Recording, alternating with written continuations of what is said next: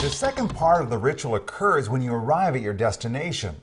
Look at the light. Is it sunny? Are you indoors or outdoors? This will determine the ISO speed and white balance settings. The settings for ISO and white balance are accessed from the top of the camera. Because this scene takes place outside on a sunny day, the white balance should be set to either sunlight or auto. The appropriate ISO is 100 since there is plenty of daylight. Unless the situation changes, you won't have to look at those settings again, regardless of what you decide to shoot. The next phase of the shooting ritual involves changing the camera settings to fit the specific attributes of your subject. For example, if your subject is active and moving around, then you'll want to set the camera's autofocus mode to AI servo. That will allow the camera to maintain focus. Select continuous drive mode so you can take multiple images quickly. On the other hand, if you want to shoot a static close-up of a flower, you would set the autofocus mode to one shot and select the single shooting drive mode. Finally, you'll need to determine how the camera should meter the light. For this subject, you'd want the camera in evaluative metering mode. Once you've answered these questions and reviewed the controls, you shouldn't have to take your eyes off the subject. The remaining settings can be made with the touch controls, either before or while you're looking through the viewfinder. The last step of the shooting ritual is getting the shot. How you want the final image to look will affect your decisions about shutter speed, depth of field, and exposure. Is there anything moving in the frame that we want to freeze, like an animal or running water? What relationship do we want to create between the subject and the background? Think of these questions while setting the shutter speed and aperture value. Is the subject backlit? This would be the time to increase the exposure compensation with the quick control dial. Finally, decide how you want to frame the subject for the best composition. Once you raise the camera to your eye, the remaining controls give you immediate feedback in the viewfinder display. Most of these controls, such as AE lock, focus, and depth of field preview, are either turned on by pressing a button or off by default. That's it. Because you were actively involved and ready to take the photograph when the moment presented itself, you greatly increased your chances of capturing a compelling image. Don't worry if you didn't understand everything we just went over.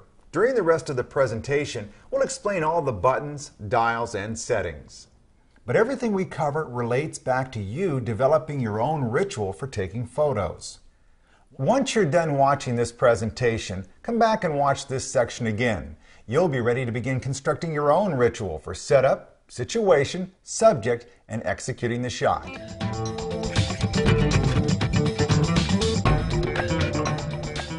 Look through the viewfinder and adjust this dial next to it until the focus brackets come into clear focus.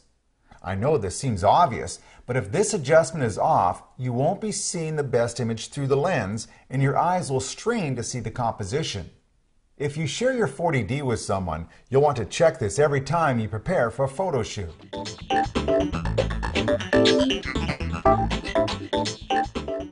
With earlier cameras in this Canon series, you had two choices for checking the settings. Either look in the viewfinder or on the LCD panel.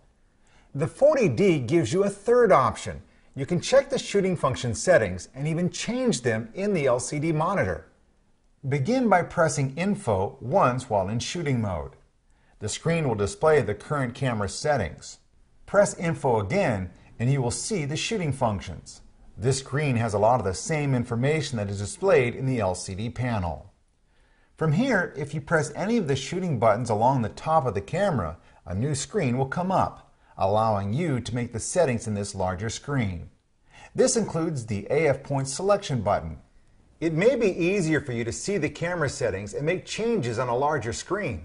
It can be very helpful as well when the camera is set on a high tripod or when you are shooting macro photography. You can program the Info button to skip the camera settings and go straight to the shooting function screen. Go to the Setup menu and access the Info button settings. Select Option 3 to show just the shooting function screen. Option 1, called Normal Display, will show both the camera settings screen and the shooting function screen.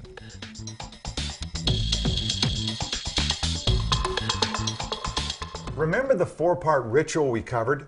For this presentation, we will proceed backwards through our structure. We'll start with the controls for the shot first.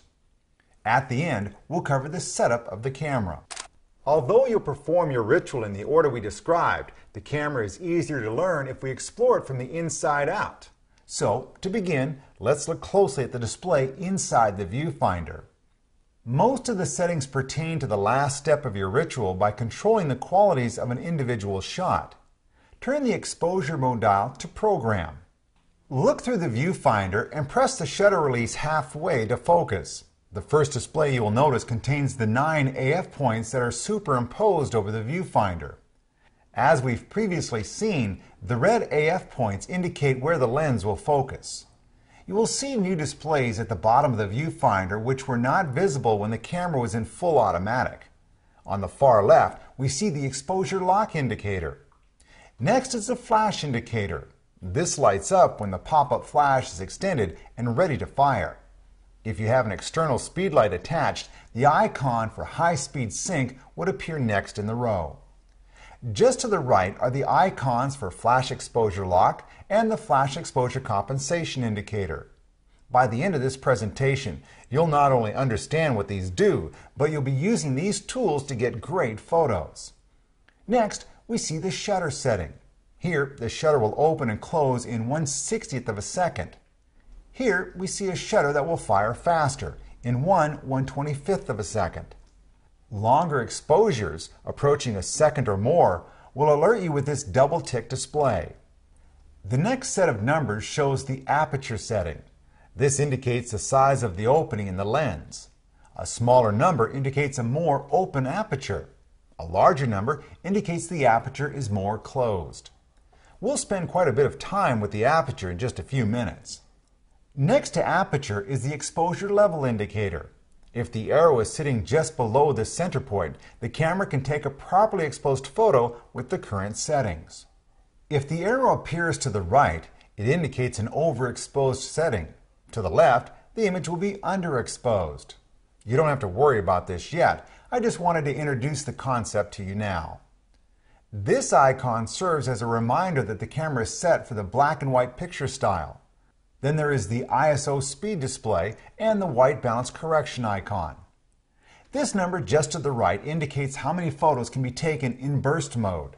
As the camera buffer fills up, the number may get smaller. We'll cover the setting for continuous burst shooting and single image shooting later. Last, we see the focus indicator. Once focus is locked, the focus indicator will light up.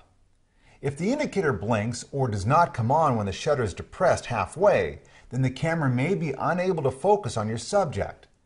The focus indicator will not light up when the camera is set to focus and track a moving subject in AI servo. This is a lot of information. Happily, the Canon 40D can do a lot of the work for you, making sure you get a perfectly balanced exposure in virtually every setting.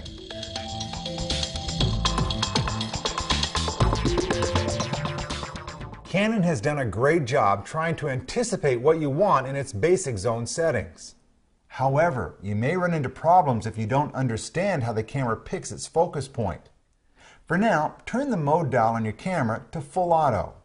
On the LCD panel, you'll see just a few display icons. This is because the camera is determining an exposure and setting all the controls based on whatever is in the frame when you focus. The camera will select one or several of the 9 AF points for focusing. As you look through the lens and press the shutter button halfway, notice that the selected AF points have turned red. These points indicate where the camera is focusing the lens. For many situations, this may be okay, but if the camera picks the wrong subject, the resulting photo will be out of focus. Next, turn the mode dial to P. Program mode works in a similar way to full automatic, but gives you more control. Now, press the AF point selector and look at the LCD panel. You will notice either one or several dashes at the top of the display. These represent the selected AF points in the viewfinder. You can select the AF point while looking through the viewfinder. Choose the point that sits directly over your subject. Now, it's time to focus. In P and the other creative zone modes, you have the choice of initiating autofocus by pressing the shutter release halfway, or by pressing this button called AF on. As you focus, the selected AF point will light up, and the lens will focus on the area of the frame. Just taking control of this one function and deciding where you want the camera to focus will result in consistently better photographs. We'll come back to the subject of focus in the advanced section. There, we'll show you how focus, combined with other camera settings, can improve the quality of your images.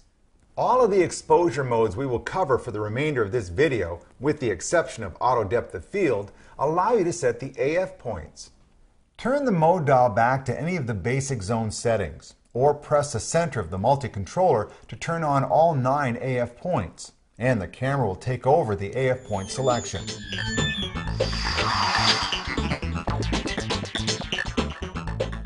There may be times when the camera can't achieve focus. This can happen in low light or low contrast situations. It can happen when objects overlap as well, such as the bars in this photo. Turn the setting on the lens to manual focus. Hold the shutter release halfway and turn the focus ring on the lens. The focus confirmation light will appear when focus is achieved. Experiment with this on your own. You may need to use manual focusing a lot more